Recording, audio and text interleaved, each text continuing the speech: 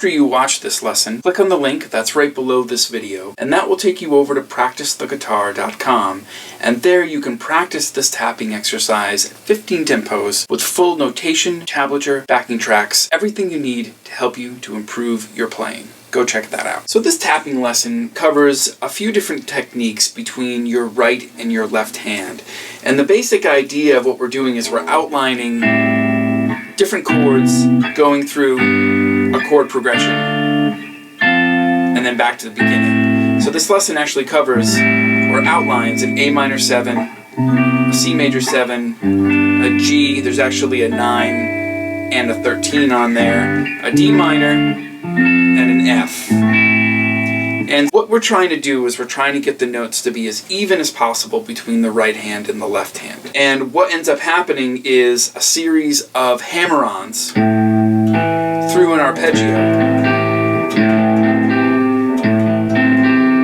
And there's the basic idea for the beginning of it.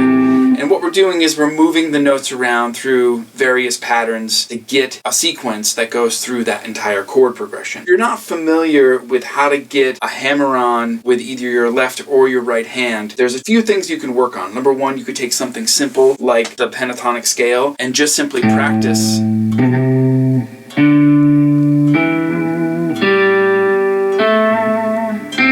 getting the note to ring without having to pick it. So essentially, you're not only fretting the note with your fretting hand, but you're also kind of picking the note with your fretting hand as well. So you end up with this effect.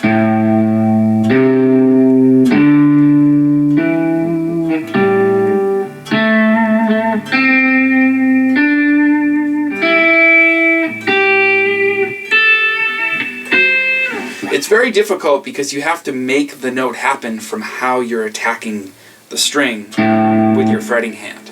For some reason, it seems like it's easier to get the notes to ring with thicker strings. And it's also easier to get the note to ring from a higher note once you're already fretting a lower note. I think it gives you a little more momentum to get that note happening. But with this exercise, because we're skipping so many strings, you're attacking a lot of notes from nowhere between both hands. The same thing's going to have to happen with your picking hand as well.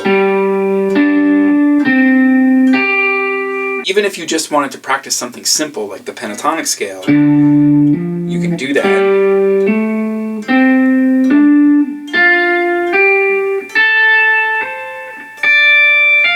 It's a really good way to get the notes to ring, especially from the lower note to the higher note, the harder thing to do here.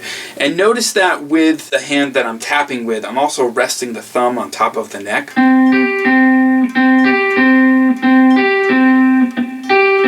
That gives me a little bit of leverage and gives me a resting place for my hand that stays out of the way for when I want those notes to ring.